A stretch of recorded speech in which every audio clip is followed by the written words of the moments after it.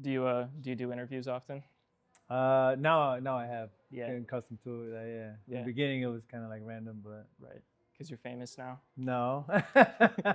When opportunities come up, I'm able to share my Right. story or just, Yeah. talk about whatever project I'm working on. Yeah. Yeah. We'll definitely get to talk about a few of those. For sure. Which first off, just starting off, introducing yourself, however feels natural to you. I mean, there's a ton of really amazing projects you've worked on, and we're really excited to speak to you. But also just just talk about just sure. introduce yourself naturally. Cool.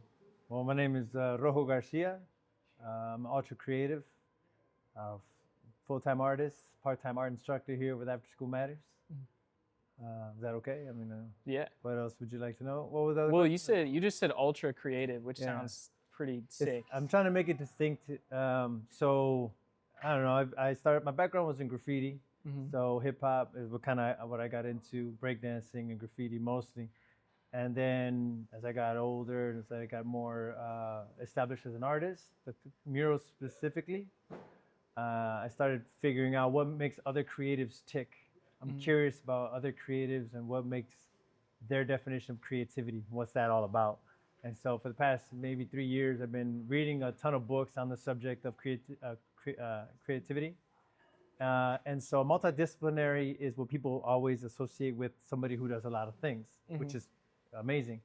But I'm trying to identify with the ultra creative as being somebody who does 3 things very and extremely well versus just being able to dabble on a few things. Right. I hope that makes sense. Yeah. So I'm dabbling with writing a book on the subject as well. My background is in, like I said, muralism, instructing.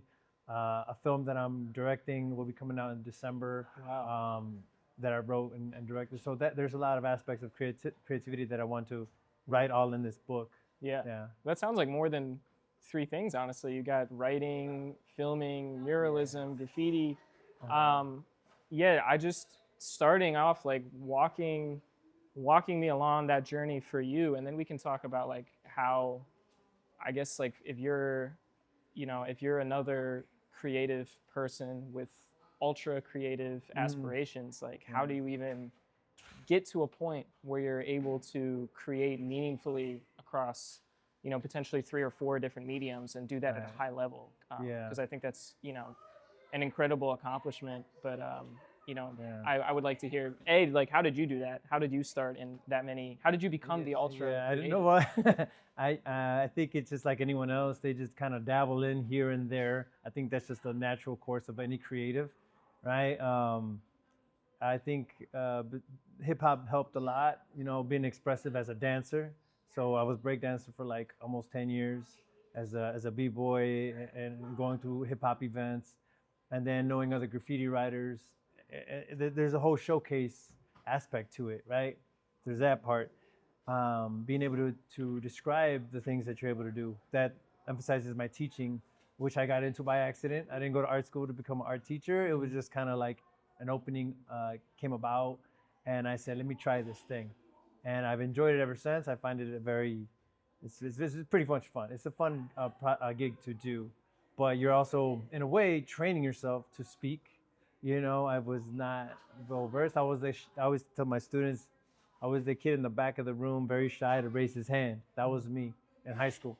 And so as I got older, it just kind of matured. 1, 2, became self-aware enough to understand, hey, I am a creative. And then I'm an artist. And now where I'm at a point in my career where I'm like, I'm an ultra creative. I'm somebody who understands the discipline and the professionalism that you have to be when juggling multiple projects. So a few years ago, probably 2 years, I started interviewing creatives on Instagram. So I basically created an ultra creative page and started interviewing them, asking them questions like, what makes you tick? What sparks your creativity and your mindset? Asking those type of questions.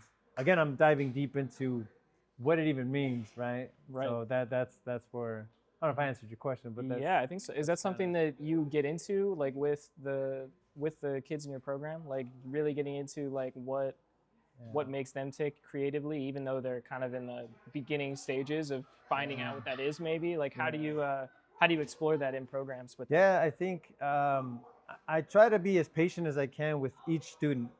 It's called the Advanced Visual Arts here at Gately. We've been here since the building opened a few years ago. But I start with asking every student, what specific project do you want to focus on? Everyone's different. Everyone's going to come up with different admirations for what it is that they want to do. It's a visual medium, but if you're a singer, I invite that to be the case. Like, okay, just record yourself singing and display that at the end of the session. You know, just because we're a painting and multimedia class doesn't mean like you're excluding a different way of expressing yourself.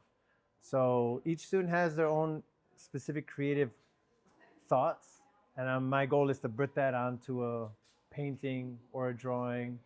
Um, yeah, so for the most part, we close out with an amazing showcase with different, paintings, mostly illustrations.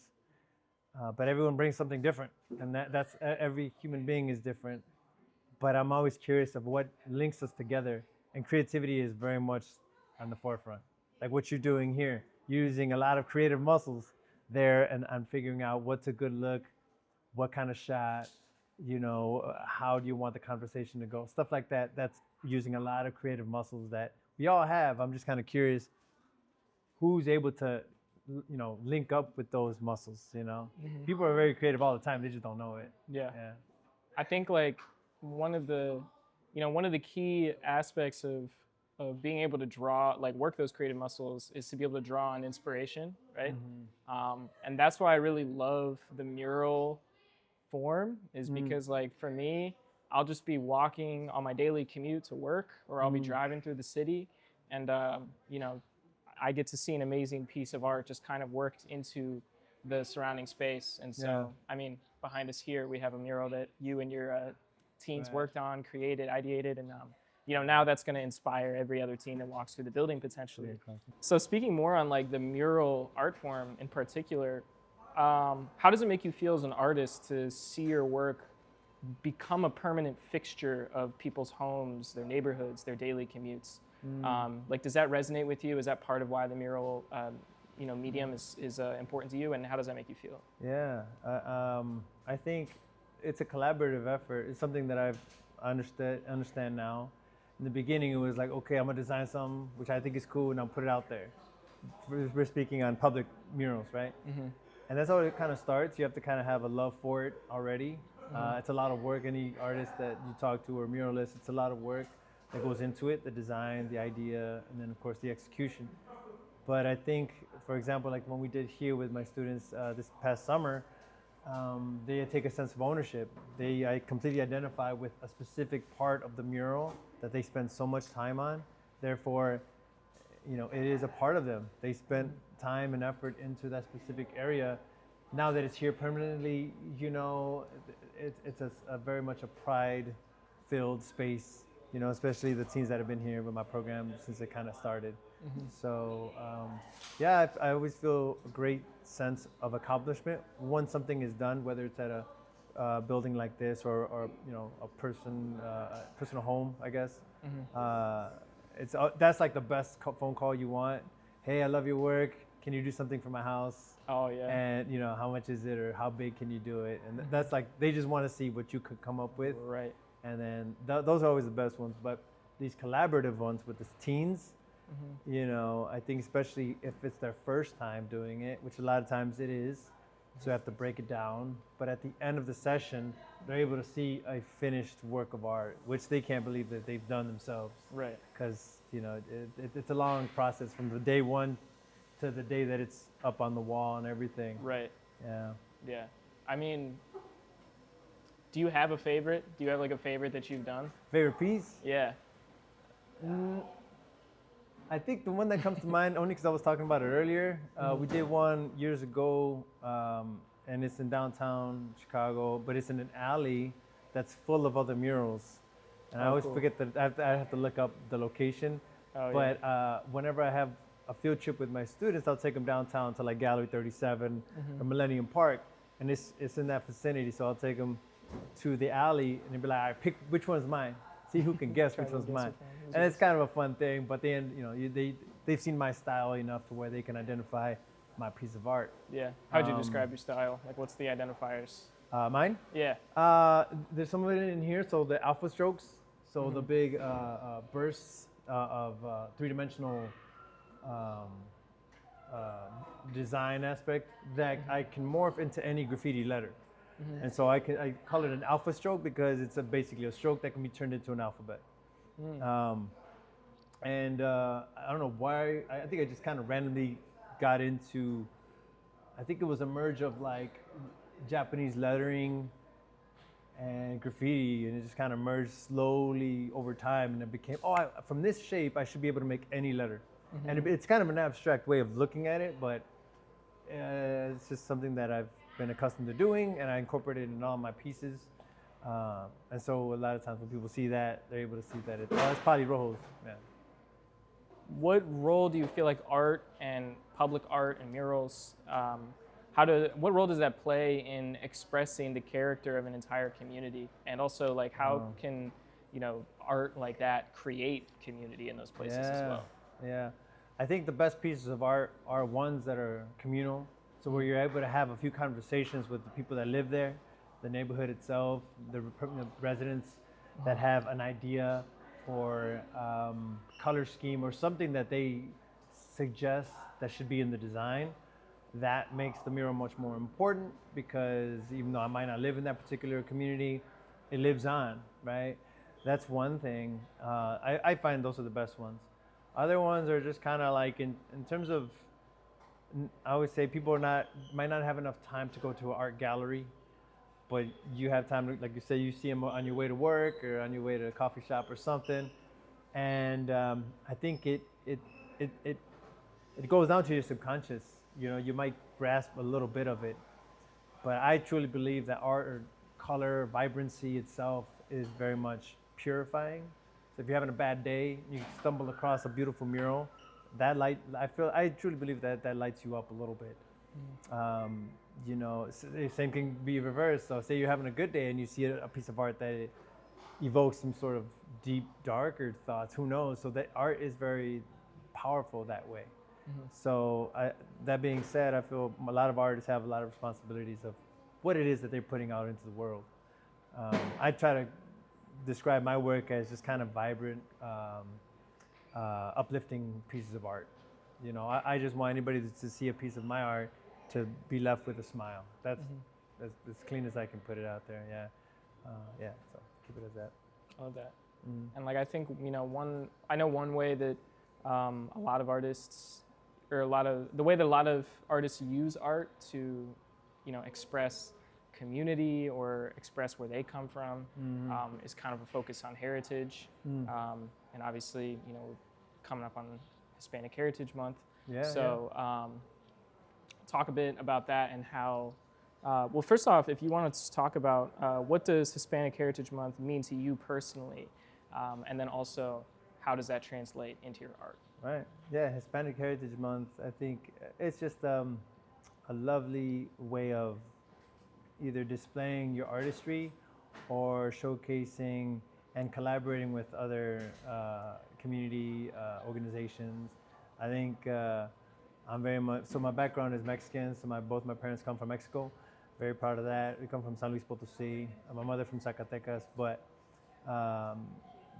very proudful of having that, being able to be fortunate enough to go back to Mexico every year. When as a kid, we would go every summer, and so that became very influential in my work.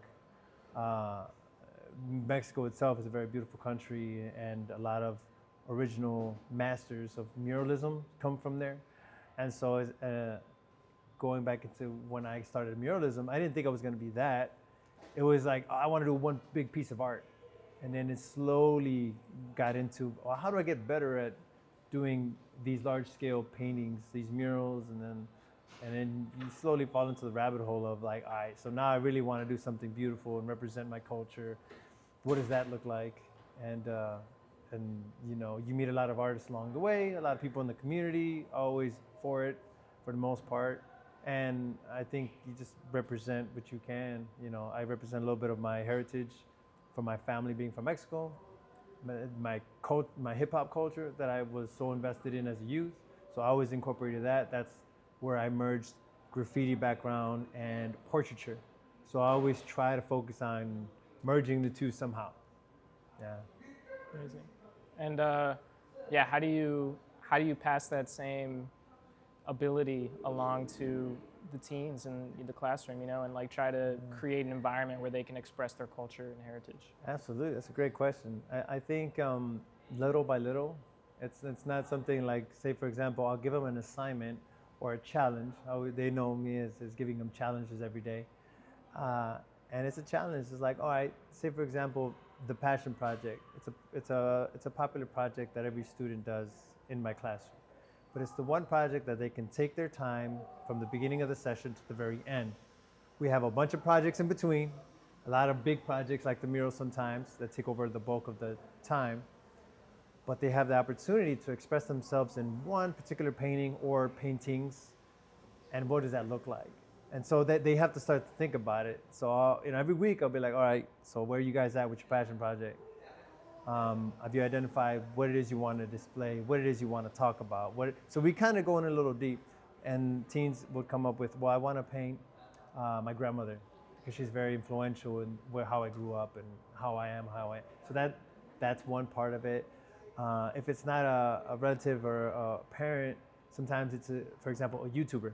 This YouTuber inspires me in some way because of what they talk about or whatever, and that's inspiring to them.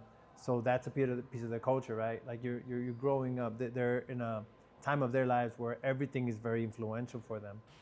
But when they have to really think about it and they have to talk about it, which is very hard for some of these teens, just because you create a piece of art doesn't mean you're done. You have to talk about it, and that becomes a challenge for. And I was there. I was in the same seat. I was very, very shy to talk about my work. Yeah. But that's another part of what After School Matters does. You know, they're able to make the teens a bit more professional because we're preparing them for when they go out to the real world and stuff. So.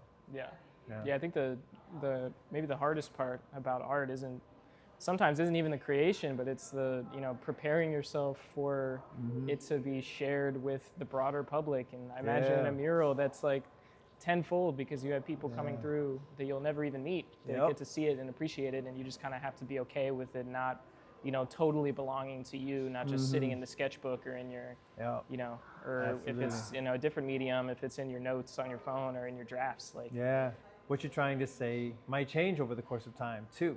You might look at the world one way, then all of a sudden you might, you know, view it another, and you have something new to say. So there's a story throughout time that you're just going to just keep changing, keep growing. I find my first works of art were more graffiti based, and then slowly morphed into portraiture. I pride myself on being a good artist who can paint realistic portraits. And how does that make sense? For a while, I was known as a soccer artist. All I painted was soccer because I went semi-pro for a little bit. That's my love and passion for many, many years, being a futbolero. So that was a big part of me that I identified with, the game itself. And I think it was like for 5-6 years straight, that's all I painted. Yeah. That was my story at that time. Right. And now it's Which changed. is an amazing story. I didn't even know that you were semi-pro. That's crazy. Yeah. I mean, love like, the game. does that kind of goes back to being the ultra creative that you were talking about, which is like, I mean, I think that's a pretty, that's a very impressive version of it, where like literally becoming a professional athlete. But like, I think, I like agree, just like being a well-rounded individual. You know what I mean? Are there any Hispanic or Latino artists who have inspired you in your work? Oh, yeah, I mean, I guess the ones that come to mind are from my hometown, Joliet. That's where I'm born and raised. I lived in Chicago for many, many years. But this artist's name is Chucho, known as graffiti writer throughout the world. You know, I mean, his stuff is amazing. Growing up, seeing his work many years before I actually met him. Chucho's an amazing, both illustrator and graffiti writer. And then another good friend of mine that we worked together on a couple murals is the Sunrise. He's also a DJ. So that's another thing that I do. So, but anyways, he inspired me because he's a DJ and a painter. Okay. And so he's an ultra creative. He's an ultra creative as well. And so that's when I got into that, you know. So I'd say those two guys for sure. And then from then it's just like the masters, like Dali or Caravaggio, or all those great, amazing master painters. Yeah. Yeah. How can we use art to preserve Hispanic and Latino culture in Chicago specifically? Yeah. I think luckily enough, Hispanic or Latino artists for the most part are very outspoken, very vibrant individuals for the most part, and that's what I love about being Hispanic. Being Mexican, very proud of where my family comes from, and I think I can only speak from my experiences, painting things like the Aztec calendar when I first started illustrating and painting. Learning stories of like Aztec and Mayan culture, and then painting that into drawings or paintings and poster size stuff. So little by little, identifying with that culture, and then just putting it out into the world. Things like Lowrider magazine back in the day, like the lowrider scene itself. I created a couple Lowrider bikes back in the day. There's a lot that goes into it. There's a lot of prideful moments that I have designing something and making something out of nothing. But I think the stories are always being told. Like we go back to it, whether it's being documented through video or paintings or murals. And I think I learned that a long time ago, where, like I said, the famous muralists from Mexico, Siqueiros, Diego Rivera, and as a youth, understanding that these master muralists come from Mexico, I was like, oh, okay, so I can maybe I can do that one day, And thus far, I've been somewhat successful at it. But the whole point is to get better, tell your story a little bit better, share it with people. But that's why I get a lot of joy from teaching, because not a lot of students want to pursue artistry or become an artist or creative, but they are. And it's like, just because you're going to nursing or go and get into the trades, you're still using your creative mind, and I think that's what it allows them to practice that, and gives them a creative outlet to do that on paper, design it, paint it, and then go from there. Just to tie it all together, because I think particularly what you've talked about, which is just like art in every medium, in every context, finding a way to express yourself through, whether it's murals, whether it's graffiti, whether it's soccer, whether it's being a DJ, if you're a young person right now, listening to this, or a young person in your classroom that's trying to, follow that passion, what advice do you have for them? Because I feel like, especially, the world pressures, I think pressures especially young people to like figure out how they're going to find a lane and like make money or whatever it is. So like, how do you balance that pressure but still maintain this like, interest in everything and this passion for everything? Good question. I think it's an everyday thing, self-discovery, self-awareness. I always tell them I was not this self-aware when I was in high school. So I always try to put myself in their shoes. I was that teen in that seat a long time ago, but I was like, how does one get creative? Well, I think we're naturally born creative. And as I read, people, they grow out of it. That's the thing. You good, girl? I like the little shuffle you did. So I think, so it's an everyday discovery type of thing. I learned by teaching it, giving advice to a teen. That's the real world we live in. They have to figure out what it is they want to do for a living. You have to survive first and foremost. I had those warehouse jobs back in the day. I didn't know what I was going to become. I worked at Walgreens for years when I was in art school. Yeah. But it was like, I got to figure this art thing out. How does one? And a lot of times you don't get those answers. Now in this day and age, the internet, YouTube, university, all that jazz. There's so much free information out there, which I'm grateful for the teens to have, of course. But that's one thing to know it by just observing and watching all these videos. Another thing, doing it. So I always tell, find something that you feel makes you feel secure, You know, as you get older, you have to find your job, your 9 to 5, as they say. And then little by little, you start to understand yourself a bit more and express yourself as you get older and become more mature, what kind of human you want to become. And then just continue that expressiveness, even if it is still with your 9 to 5 job, because that's beautiful and that's great. You don't always have to go gung-ho 100% into being an artist, because I didn't know what that meant even when I went to art school. So I think everyone is totally different. Everyone's on the path of discovery for themselves. Love that. Amazing. Well, thank you so much for doing this. I For sure, appreciate man. you. Yeah, thank you, man. Appreciate you. Appreciate it. Yeah, that felt good. That did feel good. Felt good. Felt great.